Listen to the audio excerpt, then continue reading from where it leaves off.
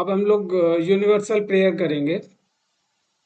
O hidden life vibrant in every atom, O hidden light shining in every creature, O hidden love, embracing all in oneness, may each who feels himself as one with thee know he is also one with every other. Om आप सभी का Shankar laws Delhi की online meeting में स्वागत है। We are grateful today that among us are sister Vibha Saksena, जिन्होंने पिछले वर्ष 20 दिसंबर यानी 28 दिन पहले movements of the one reality studies of the secret doctrine part 1 पर बहुत ही सार गर्भित टॉक डिलीवर किया था। आज उनका उसी topic movements of the one reality studies of the secret doctrine का पार्ट 2 पर टॉक है। Sister Vibha Saxena ji national lecturer तथा इंटरनेशनल स्पीकर हैं और थियोसॉफिकल सोसाइटी में सभी लोग उनसे परिचित हैं। वह नोएडा से हैं। अब मैं बिना समय गंवाए विभा सक्सेना जी को आग्रह करूंगा कि वह अपना टॉक स्टार्ट करें। विभा जी।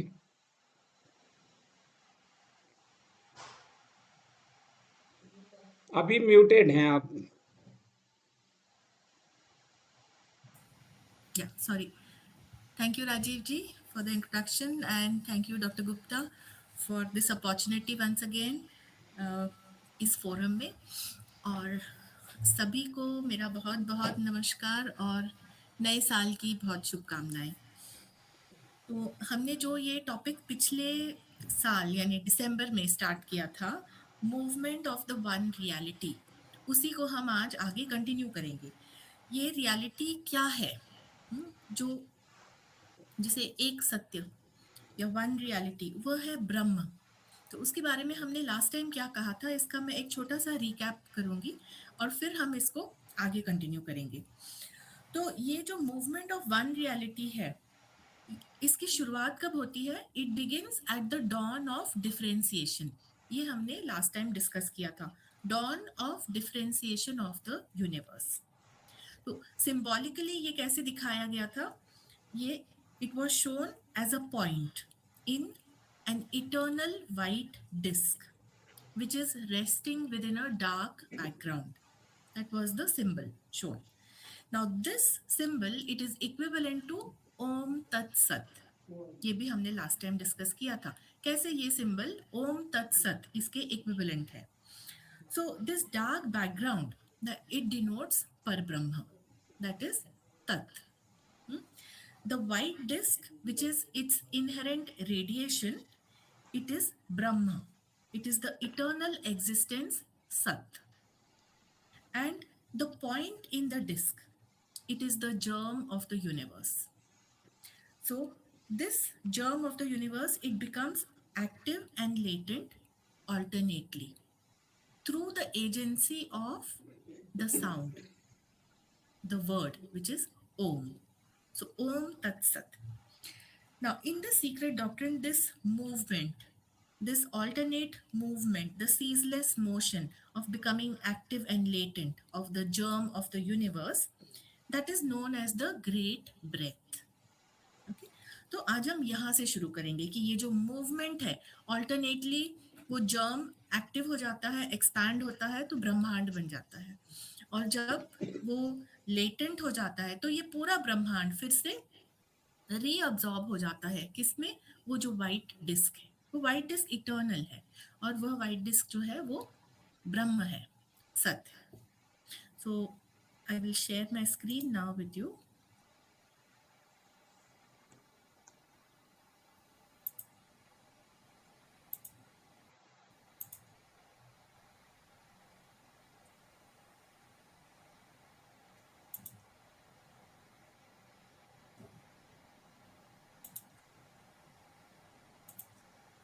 Okay, is my screen visible? Yeah. Yes. Screen is visible now. Okay. So movement of the one reality, we have seen how the dawn of differentiation begins. Now, this alternate manifestation and reabsorption, that is called the great breath. So this great breath, which is appearance and disappearance of the universe, that is what is pictured as the out breathing and the in breathing. of the great breath. And whose breath is it? It is the divine breath of that unknowable deity, the one existence, whom we call Sat or Nirgun Brahma. So it is the divine breath of Nirgun Brahma, who is Sat. And when this divine breath is projected out, it breathes out a thought. That thought, it is the divine thought which becomes the cosmos. So, cosmos is nothing, it is the divine thought in existence. And this breathing out is the duration of the universe which is manifested, the duration of the age of Brahma. Now, when this divine breath, it is inspired again. So, breathing out, it becomes the universe. When it is breathed in again, then the cosmos disappears back into that disk, into the great mother, which is the abstract space. So, breathing in is the duration of Mahapralay. It is the end of age of Brahma. And all the other time cycles, which we call as Manvantar, they are present within this Mahakalp, within the age of the universe. For example, the secret doctrine speaks about the solar Manvantar, which is equivalent to a day of Brahma, and the solar Pralay is the night of Brahma. Similarly, there occurs the planetary Manvantar and the planetary Pralay. So, this is applicable to our Earth and to all the planets of the solar system. So these cycles of time, they are seemingly interminable to us. Uh, Given the scale at which man lives, the timeline of man, these cycles, they seem never ending to us, but still they are limited in their duration. Okay, so that time is still limited. But is time real or is it an illusion? These cycles of time. That is what we want to look at first. So, what is time? Theosophy teaches us that space, motion, and duration, they are the eternal and interconnected aspects of the absolute reality. So they are not, they are interconnected. So they are aspects of one and the same absolute reality. Space, it represents the container. It is the eternal abstract canvas in which everything unfolds and everything is reabsorbed. And motion, we have just discussed, it is the great breath. It is this ceaseless activity of unconditioned consciousness, breathing out the universe and breathing it back inside. So that is motion. And duration is the eternity. It is the boundless continuum of that presence, which we call Sat or Brahma. Okay, so it is from this boundless duration that our limited cycles, this time bound experiences, they emerge. The time bound experience is called as a cycle, and they are the time cycles of the universe, and then there are the smaller cycles within this universal cycle. Now, secret doctrine tells us that time is only an illusion. It is produced by the succession of our states of consciousness as we travel through eternal duration. So, duration is eternal, and the states of our consciousness, they are changing. So, this is a very important term, that the state of consciousness has to change. Then only you experience time. Okay, for example, consider there is a table on which a series of pictures is laid out, as you can see in the figure to the right. Now, we can know the picture only when we focus our attention on one picture at a time. Then we can scrutinize that picture. Okay, and then we can move our attention to the next picture. So these pictures, they denote the events, the changes, or the situations that we pass through in our life. And all these pictures, they are there on the table simultaneously. So that table, it is denoting eternal duration. But we can focus attention, or our mind is able to regard the events or the pictures only one at a time, sequentially. So this gives rise to the notion of flow of time because we are regarding only one event at a time. Okay, so to our mental consciousness, this is the flow of time. And that is why time is an illusion because it exists as eternity, eternal duration, all together on that table. But we can see the events only one at a time. Our consciousness can see it or experience it. So, what it means is that there must be a beginning of time. Now, this time, it does not exist where no consciousness exists because only a change in the state of consciousness gives rise to this notion of time. So, time lies asleep in the absence of consciousness. And if you recall this picture from our previous session, the point in the white disk on this dark background of the absolute, that point denotes time and space in pralay. At that point, the cosmic ideation or the divine thought, it is latent. It is not awake. Okay. So point is denoting even the time is in pralay, eternity in pralay, and space is also in pralay, meaning it is not manifest. Only when the divine thought awakens, which was uh, poetically mentioned as Narayan moving on the waters of the deep. So that is when the divine thought awakens, then it manifests the universal mind. Universal mind is called Brahma. Brahma expands to become Brahmand. What do we mean when we say Brahma expands? It means that time and space has come into being. Okay, it is the manifestation of the universe which marks the beginning of time. And who is regarding this time? It is the universal mind. So that is the mental consciousness is now perceiving that time. What is this universal mental consciousness? It is Brahma. And Brahma has an age. The age of Brahma is the age of the universe. So these terms, age, duration, it is all denoting time.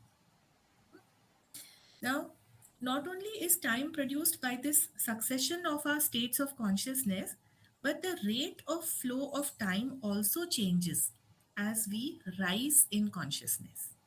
Okay. Presently, we are on the terrestrial, on the physical plane. In the terrestrial, we are on the lowest plane of the terrestrial plane. That is the cosmic terrestrial plane. Now, as we rise in consciousness to the higher planes, then the rate of flow of time that changes and it gives rise to different time scales.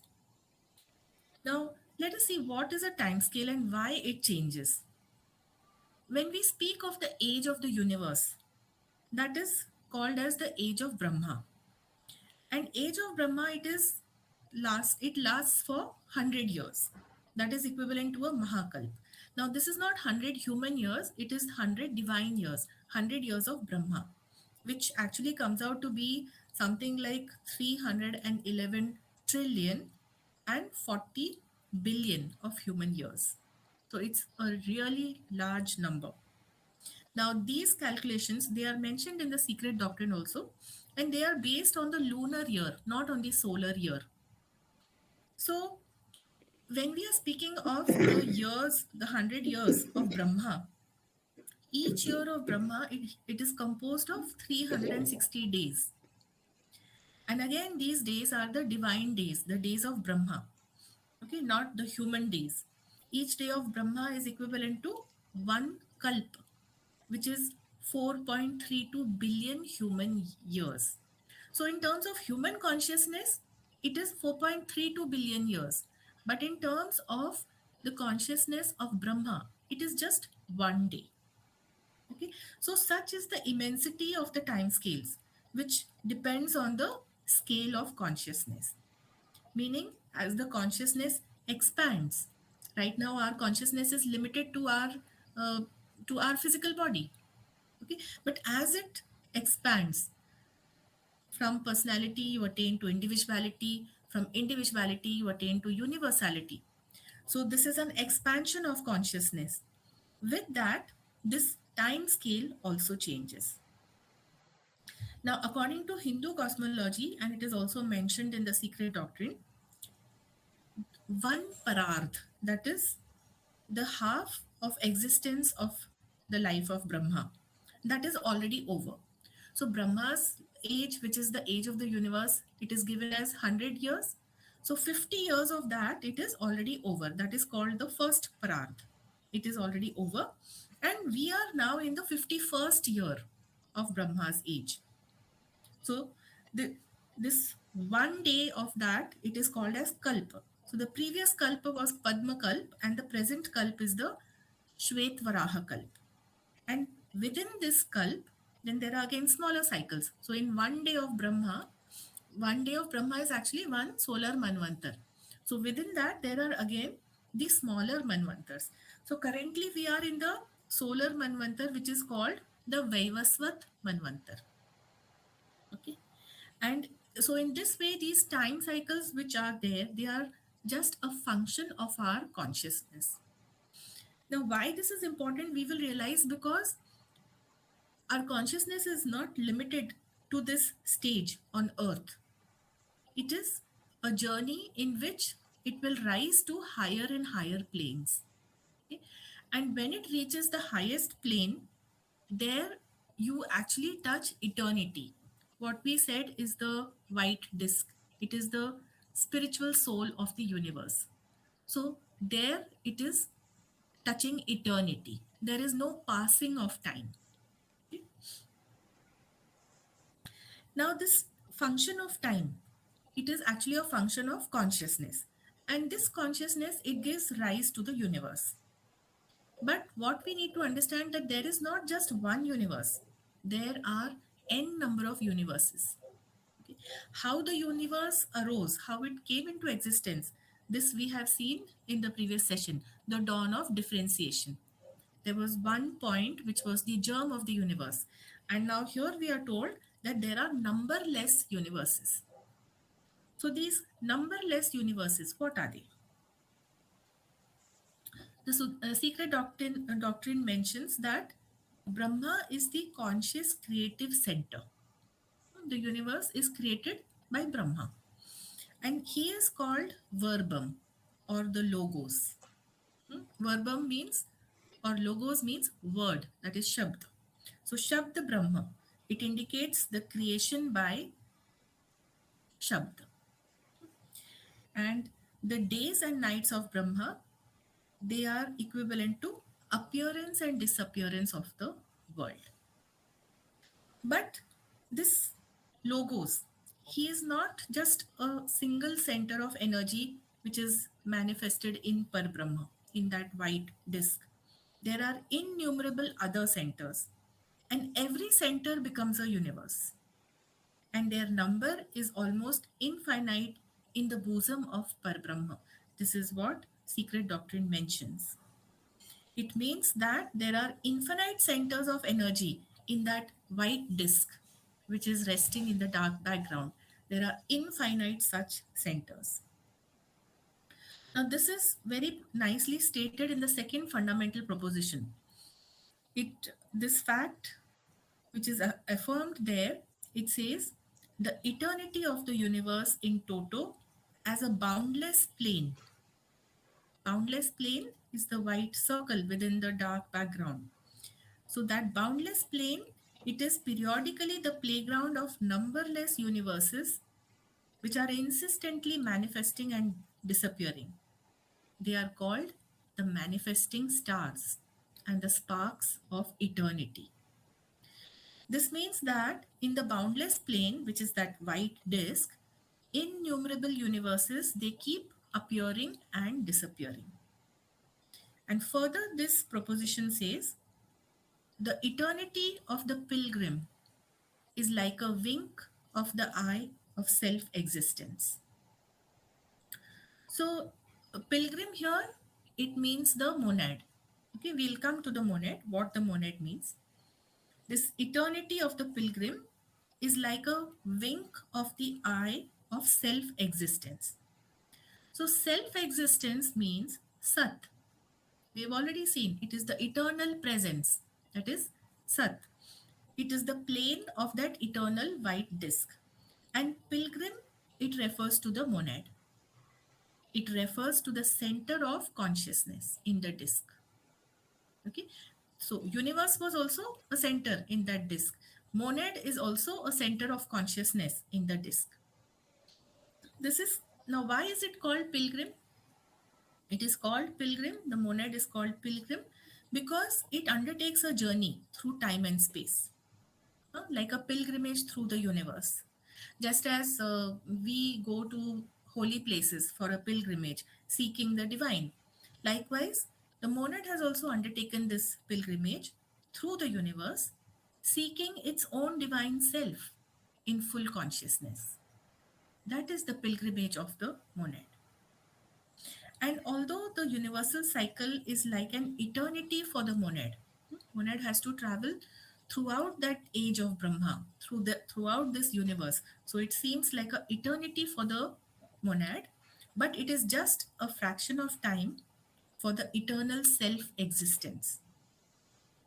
Eternal self existence, it is the white disk. So that is, it remains, it is even what actually, you can't speak of more than one eternity. But here we are talking of eternity of pilgrim and also the eternity of that self existence. So, what is being said that the self existence is a larger eternity. Okay, it is, I understand it is paradoxic, but in that eternal self existence, innumerable such universes are manifesting and disappearing. And the monad is going through only one of that universe. Okay, and innumerable such universes, they are manifesting and disappearing in the self existence. So that is why it is called that it is a larger infinity. Now this pilgrim, the monad, even while it undertakes this journey through time and space, through the entire Mahakalp of the universe, it remains as an undetached ray of that white circle, the white disk. Okay, that means it is forever an undetached ray of self existence. So, this the name that is given to this pilgrim, it is called the monad, and it is the two in one during its cycle of incarnations. That means during its cycle through this time and space. Time and space, first remember that both time and space itself come into existence through Brahma, through that germ or the point which was in the white disk, and which had expanded to become the universe. Now, the secret doctrine mentions that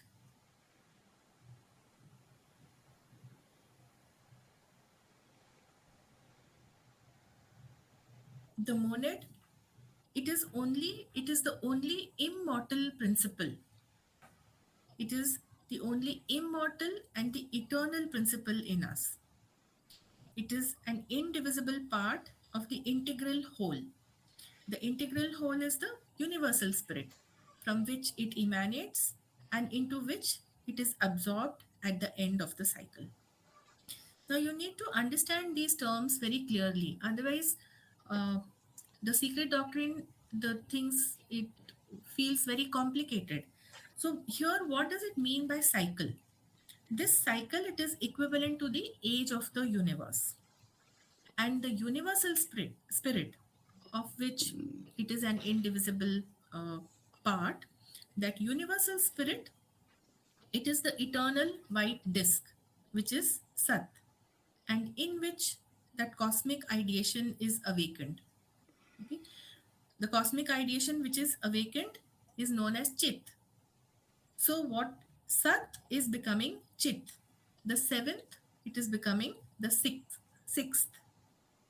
It means Adi is becoming Anupadak. Okay. So that Anupadak, that is the universal spirit. And this Anupadak is also known as cosmic intelligence or Mahat. And the third term which I would like to you to understand is the monad, which is the immortal and eternal principle in us. It is the two in one. So why is it called two in one? Because it is Adi Anupadak. It is reflected in the universe as Atma Buddhi in the microcosm. That and it functions together. Sat has become Chit. So it is not two separate things which have come together. Atma and Buddhi have not come together, but rather Atma, its light is reflected through Buddhi. So Sat has become Chit. That is the meaning of monad. Now, a point to note here is that just as our monad is a center of consciousness in the universal spirit, so also Brahma is a point or a germ in that universal spirit, in the white disk, which expands into this time bound universe in space. Space is called Akash. Okay? So, this is one of the most important things to understand because when we say that I am Brahma, I am Atma Brahma, one should also understand that the universe is also Brahma. Okay, so if monad is a center of consciousness in the universal spirit, then understand that this germ in the disk which becomes the entire universe, that is also a center of consciousness or a point in the universal spirit. You get it? Because this will later lead to another concept, that the equivalence of man and universe. We will come to that. Okay, so what I said is that just as our monad is a center of consciousness in the universal spirit, so also is Brahma, the point or germ in the disk which expands into this time bound universe. So it expands into space, that is Akash. And from Akash, what evolved? The lower four principles or the lower four cosmic elements, which are the Vayu, Agni, Jal, and the Prithvi Tattva. Okay, so when the point in the disk, the germ of the universe, it expands, that expansion is Akash. And from Akash, these lower four cosmic elements are also manifested or differentiated. Now, our solar world, it is on the lowest or the terrestrial plane, that is in the terrestrial plane. So that is the Prithvi Tattva. Okay. And that plane, the terrestrial plane itself is septenary. They are the seven planes of the solar system. Okay. So that is where our solar system is situated.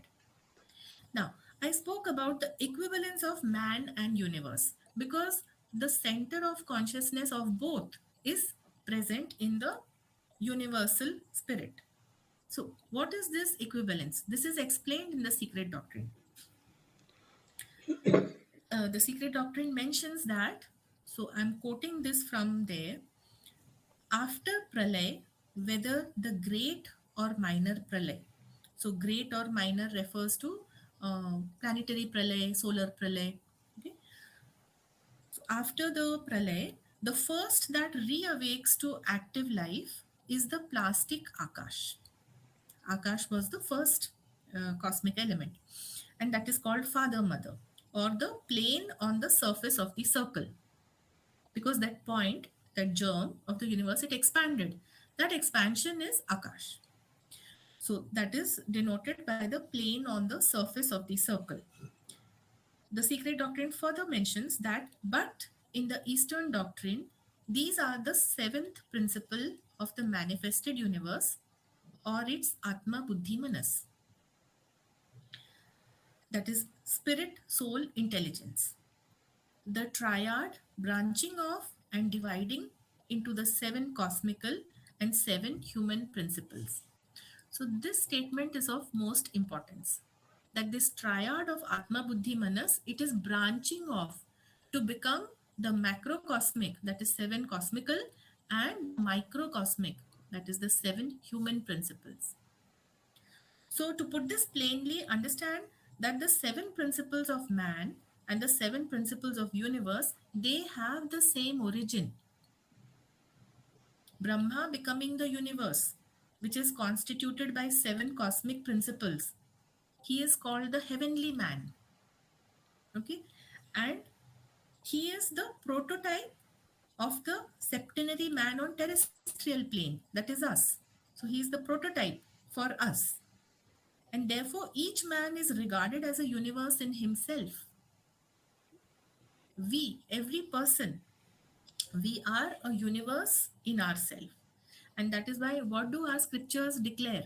They declare yatha pinde tatha brahmande. So what is the reason behind it? That is what is explained in secret doctrine. So this brings us all to this important conclusion, that the human mind, it has the potential to expand as the universal mind. Both the man and the universe, or the universal mind, it has the center of consciousness in the universal spirit. One has expanded into the universe, the other has become the monad which is traveling through this universe. Okay? But one day it will evolve itself to become the universe. Now, let us speak about this monad. Hmm? So, monad is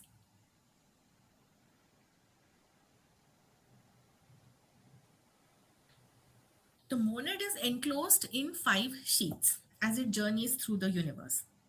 And man is septenary. We have seven principles.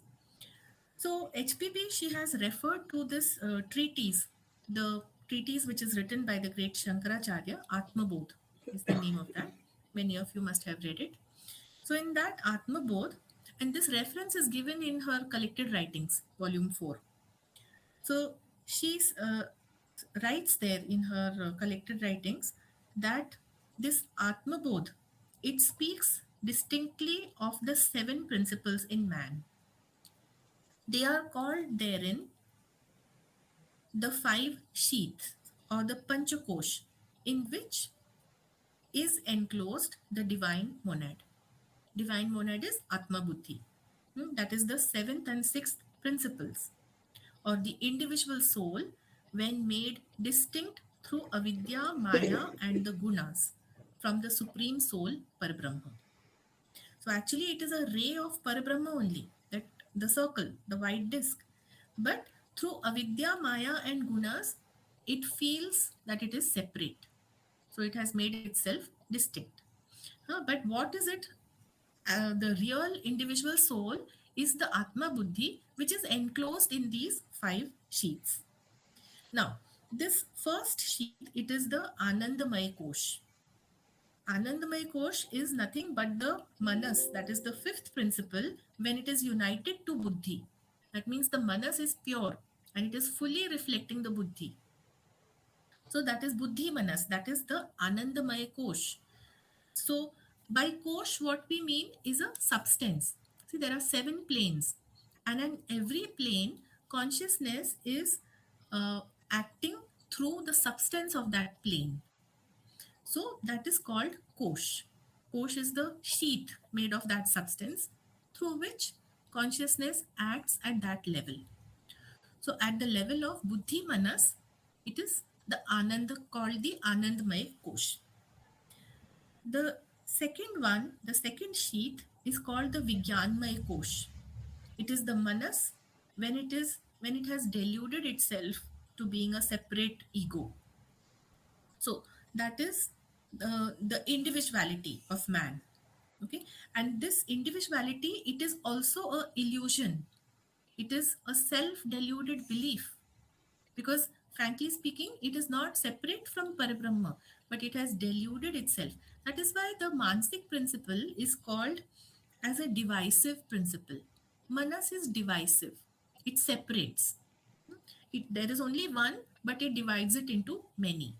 So that is the Vigyanmaya Kosh. And the third one, the third sheath, it is called the Manomaya Kosh, which is the Kamrup and Linga Sharir combined, producing an elusive I, or the Mayavi Roop. So this is basically the lower manas, the mind which is influenced or combined with desire, and the astral body or the Linga Sharir. So Kamarup and Linga Sharir, that forms the Manomay Kosh. It is the lower manas, the lower mind. And the fourth sheath, that is the Pranamay Kosh, that is of course the life principle, in which the Jeev, which is the Jeev or the breathing sheath, okay, which gives us life in the lower body. And the fifth one is the Annamay Kosh. This is the Kosh which is supported by Anna, by food. So it is our gross material body.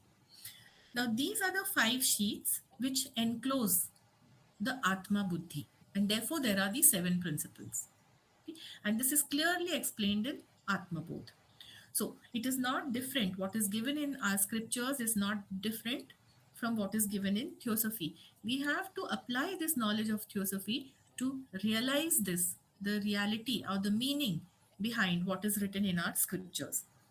Now, moreover, all these five sheets, they produce smaller sheets. Okay, they are the six attributes or qualities of each sheet, and they are equivalent to the subplanes of any one plane, because each of this kosh is corresponding to one plane, and these smaller sheets, they are the subplanes within that plane. Okay, now again coming back to this monad. Monad is what? Atma Buddhi.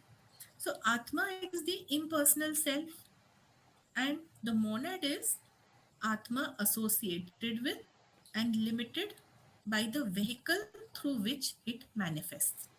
And Atma manifests through Buddhi. Therefore, monad is Atma Buddhi. So, monad can be considered to be a unit of life consciousness. It is also called Jeev. Okay. Now, when we consider the macrocosm, so in that case, it is Adi Anupadak. The seventh becoming the sixth. Okay. Sat becoming Chit. And this is the real self. Okay. And this self, it is experienced in Samadhi. When a person completely stills his mind. So when the pure mind becomes united with Buddhi, that is the experience in Samadhi. That is the state experienced, which is the supreme bliss or Anand. So it touches the Anandmaya Kosh, where this state of supreme bliss is experienced, the self is experienced. Okay? And thus our real nature is Sat Chit Anand. That's why we say Brahma is Satchidanand.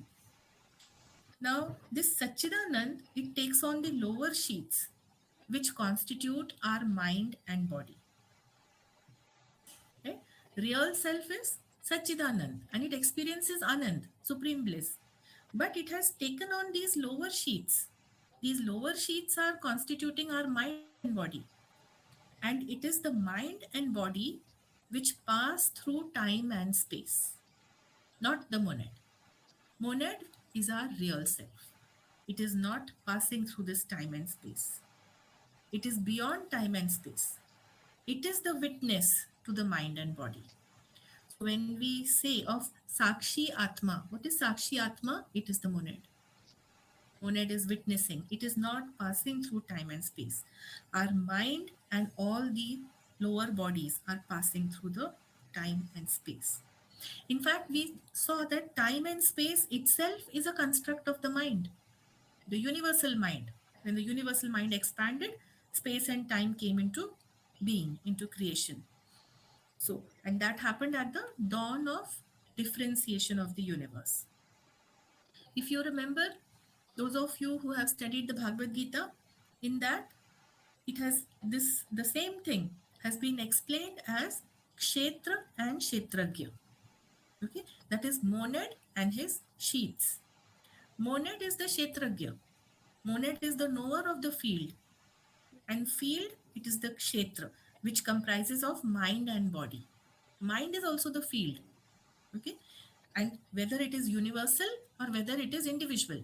So in our case, we are the individual. But in the case of universe, it is the universal Kshetra and Kshetragya, which Krishna says he himself is.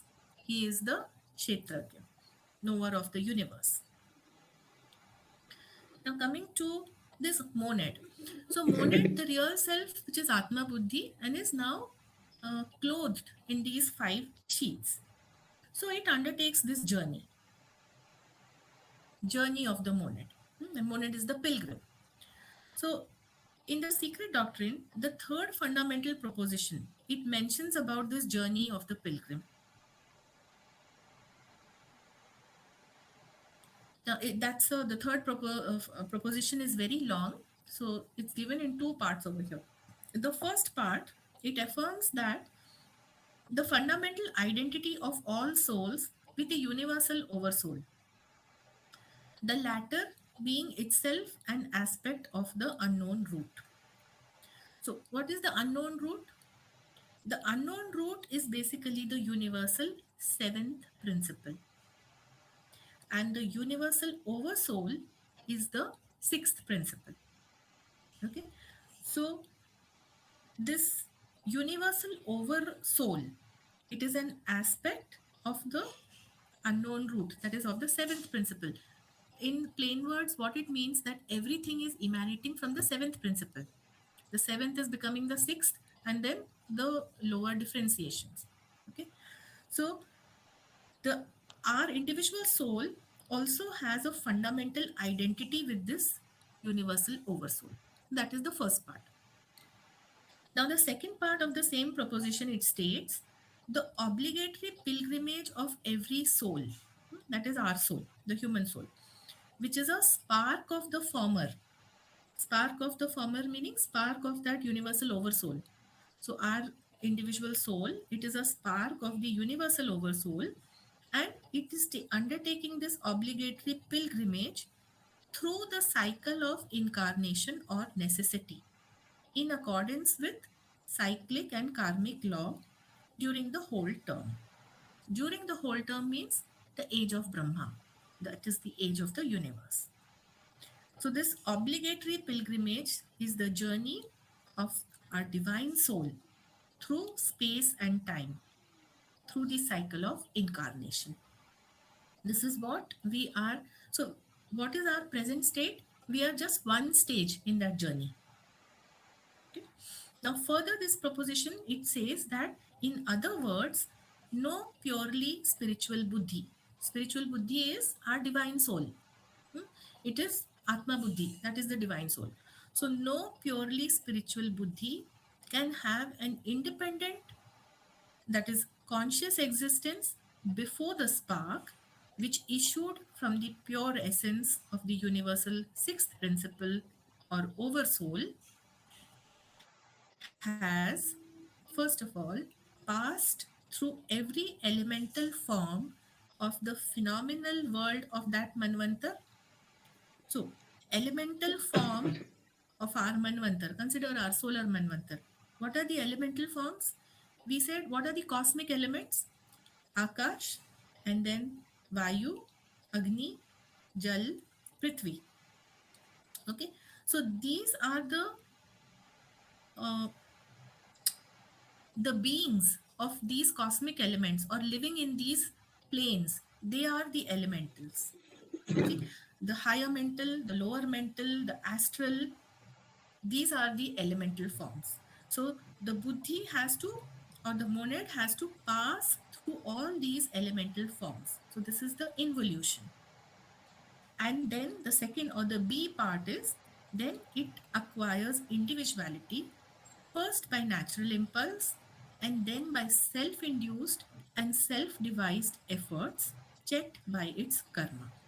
So this is the continuation of the journey of the monad, which is first passing through every elemental form and then individualizing and then uh, evolving on the ascending arc by self-induced and self-devised efforts.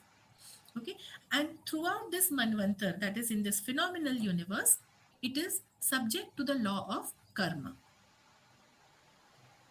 So this proposition, it concludes by saying that, thus ascending through all the degrees of intelligence from the lowest to the highest manas, from mineral and plant up to the holiest archangel, that is the Dhyani Buddha.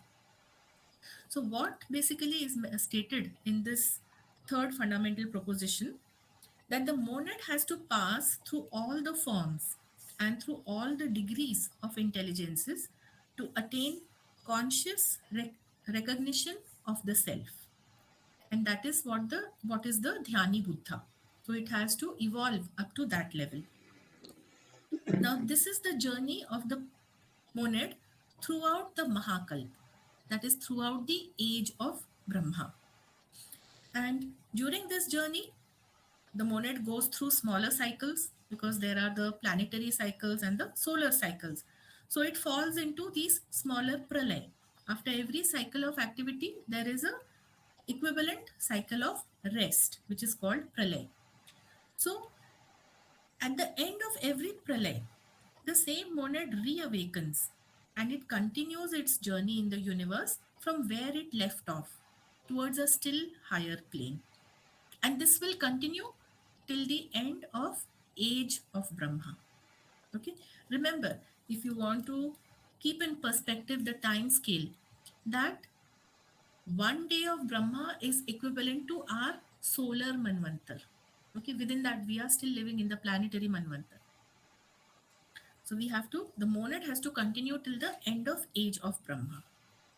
Now as the monad cycles down through all these elemental forms, reaching the lowest, and then from that level it becomes man. It enters the stage of man in its journey, in this pilgrimage. So from monad to man. Now how does this happen? So the third fundamental proposition, it mentioned that the journey of the monad was first by natural impulse and then by self effort. Okay, so how the monad is being propelled, first by natural impulse and then by effort of man, self effort. So what do we understand by natural impulse? Natural impulse, it can be described as the spiritual pressure from within, the spiritual pressure from within the core of every particle of matter. Now why every particle of matter? See, because core of every particle, it is the monadic essence. The monadic essence of that particular plane to which the substance or the matter belongs. So, monadic essence is Atma itself. Atma is Sat. So, the core of every particle, the essence of every particle is Sat. If you go back and remember how the universe gets created, or how the expansion, that germ in the disk, it expands to become the universe, right? So it is a self expansion of Sat. And that is how the essence of every particle, irrespective on which plane it is, whether it is physical, astral, mental, or any plane, the essence of that matter, it is always Sat. Now, because that essence is Sat, so all the consciousness and powers, they are inherent in Sat. Sat is the seventh principle, and everything emanates from Sat itself, right? So therefore, all levels of consciousness and all levels of power, they are inherent in Sat.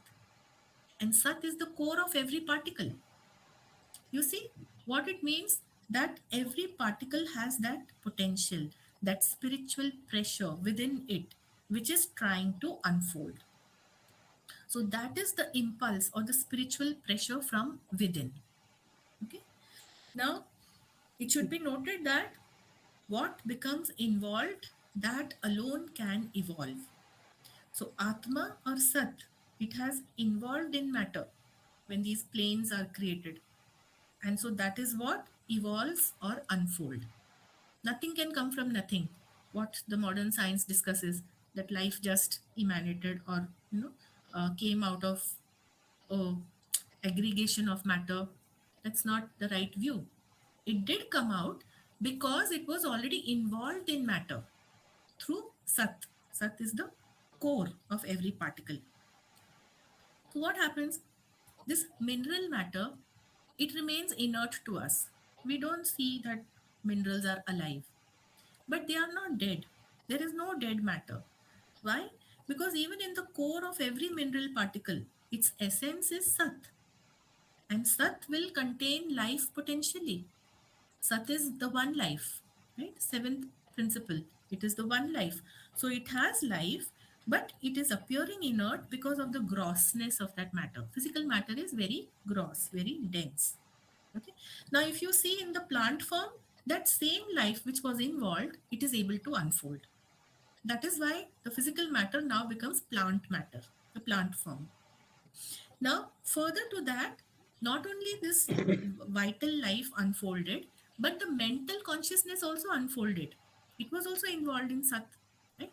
So, see, Atma, Buddhi, Manas. So, Manas, that mental consciousness also evolved or unfolded, and the matter or the form, it structured itself into animal form. So, it is only in animal form where the mental consciousness unfolds. And then comes the human form. So, human form, it embodies self consciousness.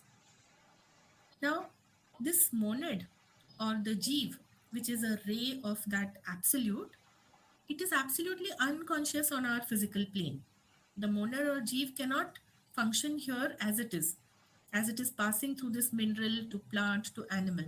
It remains unconscious.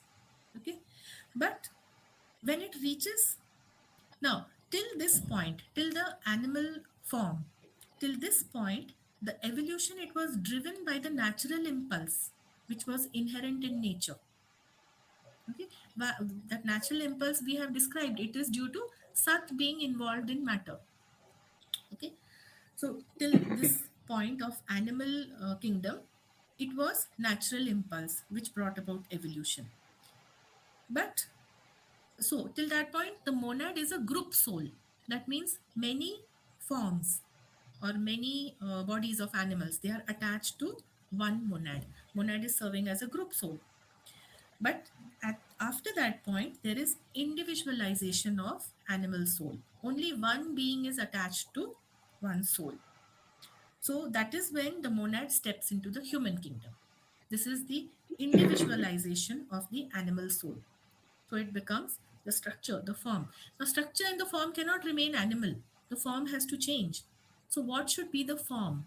From where does the form come? That is given by the lunar pitris. So lunar pitris were the ones who supply the shadow of their own linga sharir. Okay. Now we won't go into the details of who are the lunar pitris. They were the humanity which evolved from the moon chain. Okay, that's a different thing. Now just understand that the lunar pitris, they supply the shadow of their linga sharir, and upon that the physical form of man is created. So that is how the structure from changes from animal to human. Okay. Now, and that is when that individualization happens. But at that point, man is only human in form.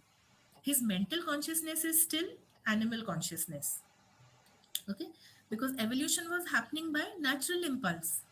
So that natural impulse of evolution, it failed to unfold the power and consciousness of the higher planes in man. It came from mineral, it came to the vital life, then it came to the mental, but it could not go beyond the mental to higher mental. So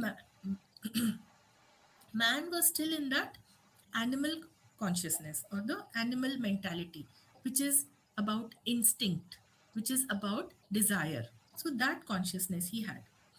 Now, at that stage also, the monad was still there. Hmm. But the monad is so spiritually high that it is not able to exercise any influence over animal man. So it is individualized. The monadic consciousness is there, but it is still unconscious. It cannot influence that animal man. And at this point in the journey of the monad, the solar pitris, they step in. So solar pitris are, again, that is a different topic. We won't go into the details. Solar pitris are the Manas Putras, the mind-born sons of Brahma. So they are endowed with Atma Buddhi Manas. Okay, these three higher principles. Now these solar pitris, they the structure of man which was created by help of these lunar pitris. So the solar pitris, they incarnate in that animal man. And this secret doctrine gives a timeline that this happened over a period of time during the middle of the third root race, which is like approximately 16 to 18 million years ago. So what we see is that the lunar pitris, they supplied this model for the physical form of man. And the solar pitris, they supply the intelligent consciousness, that is the higher mental consciousness, to guide the evolution and progress. So this is how the monad, it travels through all these kingdoms and reaches the kingdom of man. Now the monad is not unconscious. Okay, the monad can, it is possible that the monad can now influence the consciousness of man. Now what happens in this stage? The physical matter of man, that is the neurons and the nervous system, it has developed sufficiently in complexity, in intricacy, becoming capable of responding to the vibrations of higher mind, that is buddhi manas. And therefore this intuitive consciousness is able to unfold in man. And thus, therefore, now the monad can influence the spiritual progress of man through the manas. It was not able to do it in the animal kingdom because this link was missing, that the link of neural matter. Okay? But now this neural matter is responding to the higher mental consciousness. So this is possible now for the monad to influence the spiritual progress if man chooses. So there is a choice involved, his free will, what is called. If man chooses to turn away his mind from the lower influences, from desire, from physical senses, if man chooses to turn away from that and he makes his mind receptive to the higher forces of his own spiritual soul, that is the monadic consciousness, then it is possible for the monad to influence this evolutionary progress. So, this is what the third fundamental proposition said, that by such self induced and self devised efforts, man can aid nature, the natural impulse of evolution, and he can speed up his spiritual transformation. So, thus ascending through these degrees of intelligence from ordinary man to the perfected man, then to the adept, and then to the highest dhyani, man will ultimately rise even beyond the mental consciousness. That will be the monadic consciousness, his true divine self.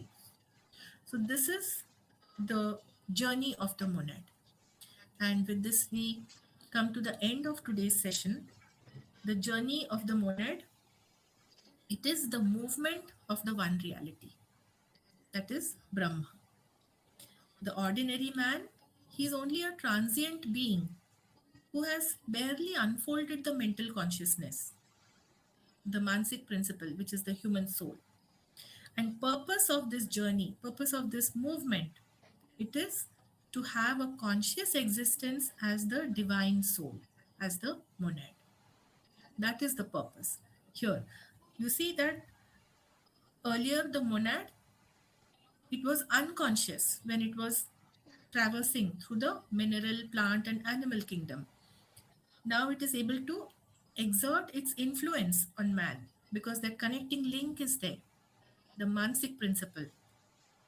And now the manas needs to be purified, ultimately to enable the divine monadic consciousness to manifest in its full awareness. That is the purpose of evolution. The secret doctrine says man ought to be ever striving to help the divine evolution of ideas by becoming, to the best of his ability, a co worker with nature in the cyclic task. So, this is our task, what we need to do. Thank you. Thank you, Vibhaji, for very excellent presentation, though in very simple words. अब किसी को कोई प्रश्न है या किसी ने कुछ ऐड करना है तो कृपया अनम्यूट करके शेयर करें. विभा जी नमस्कार। नमस्ते नमस्ते सर। मैडम ये there are many universes, yes. so are there many Brahmas? Yes, every universe has one Brahma. Brahma expands into the universe, और Uh, इसीलिए ब्रह्मा की एज भी है। उनकी एज की समाप्ति के बाद यूनिवर्स रीअब्सॉर्ब हो जाती है। तो प्रत्येक ब्रह्मा की एज मतलब वो 3, 11, 0, 40, 9, 0 ये है। अ, हमारे सोलर सिस्टम का जो ब्रह्मा है उनके बारे में दिया है, तो उस टाइम साइकिल में ये फिगर दी है। हमारे शास्त्रों में भी दी है और सीक्रेट डॉक्ट्रिन में भी मेंशन किया है। Okay, thank you. ये उज्जैन से हैं माधुरी शर्मा जी। हाँ जी, हाँ जी, मैं जानती हूँ अच्छा इनको, अच्छा, ठीक अक्सर है। महात्मा लेटर्स अच्छा पे ठीक है। आते रहते हैं। हाँ। और किसी का कोई प्रश्न या किसी को कुछ शेयर करना है तो करें please.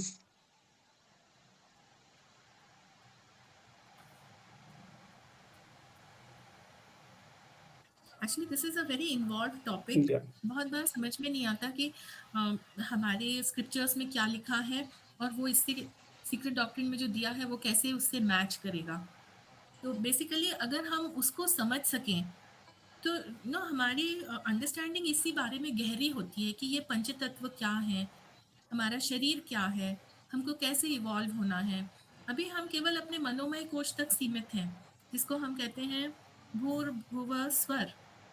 Okay, so these are only the annamaya pranamaya मनोमय कोश। विज्ञानमय कोश तो हमारा अभी एक्टिव है ही नहीं।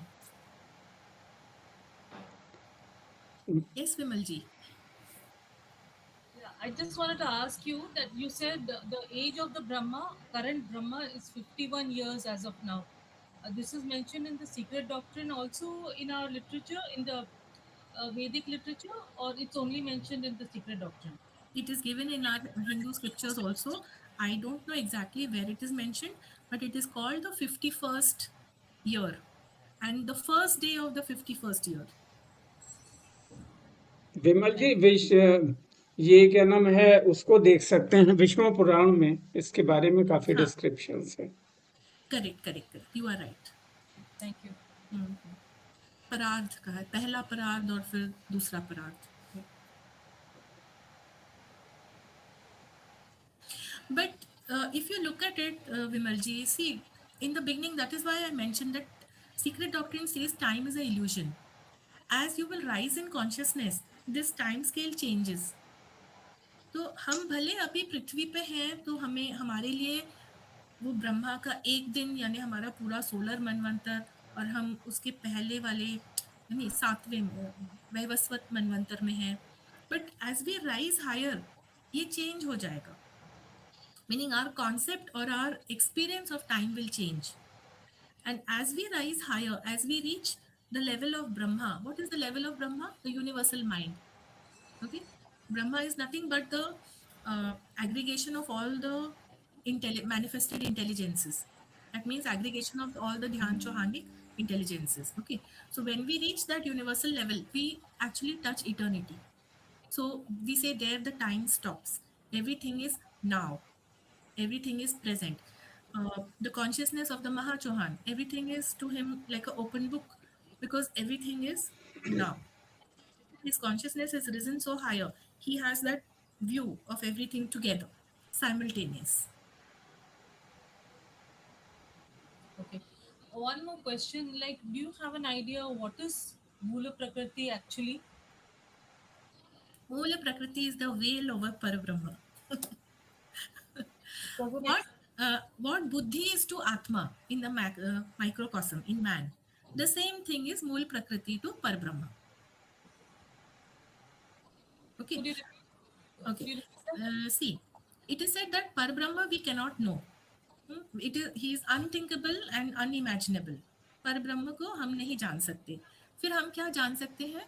मूल प्रकृति, which is manifesting this cosmos, this universe. And how do we know this Mool Prakriti? Through its principles, the Tattva, the seven Tattva. This I said in the last session also. Parabrahma is Tat, and we don't know Tat, but we can know him to the extent of his principles, which are the Tattva, thatness. So they are the 7 principles which emanate from this Mool Prakriti. The seventh one being Sat, which is abstract spirit matter.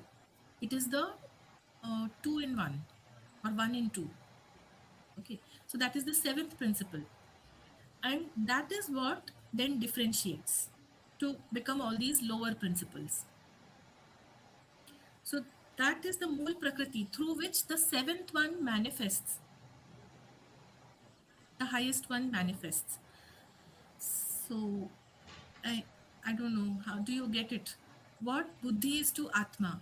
Again, same thing. Atma we cannot know. It is the light of Atma which is manifesting as buddhi. So buddhi is a veil over Atma. Same way Mool Prakriti is a veil over Parabrahma. We don't know Parabrahma. Whatever is manifesting is through Mool Prakriti, through these principles. Mool Prakriti in our scriptures is also called as Maha Akash. It is eternal. Okay. Now, when the manifestation happens, the 7 principles manifest. So, even in the macrocosm, the equivalent of Atma Buddhi Manas, that is 7th, 6th, and 5th. Okay. So, mental consciousness, that is called Chidakash. Okay. So, Mahakash is eternal, which is Mool Prakriti, but the part which manifests, that is Chidakash. There are these two terms. So this I'm explaining in terms of what is given in our scriptures. वो 7 principles theosophy के हिसाब से था. What is मूल प्रकृति? When we speak what is written in our scriptures, it is called Mahakash. In that, what manifestation is all mental due to the universal mind. So that is called Chidakash. Within the Mahakash, there is this Chidakash. Okay. Okay, thank you. और किसी ने कोई प्रश्न करना है या कुछ add करना है तो प्लीज करें. Rajiv, are you in the meeting? Rajiv, anyway, ऐसा लगता है विभा जी अब किसी का कोई प्रश्न नहीं है. बहुत ही अच्छा आपने टॉक दिया. जी जी जी. हाँ आवाज आ रही हाँ है? हाँ, आ रही है बोल. हाँ हाँ. देखिए मेरे कनेक्शन में कोई प्रॉब्लम नहीं, है. आवाज आ रही है? आ रही है, बिल्कुल आवाज आ रही है ठीक से. एक्सेलेंट. आवाज ठीक से आ रही है. बहुत बढ़िया, बहुत बढ़िया. तो अगर कोई और बीच में डिस्टरबेंस आ रहा है Rajiv.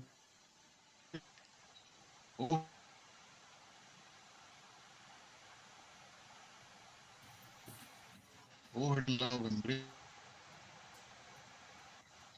May each who feels himself as one with thee know he is also one with every other.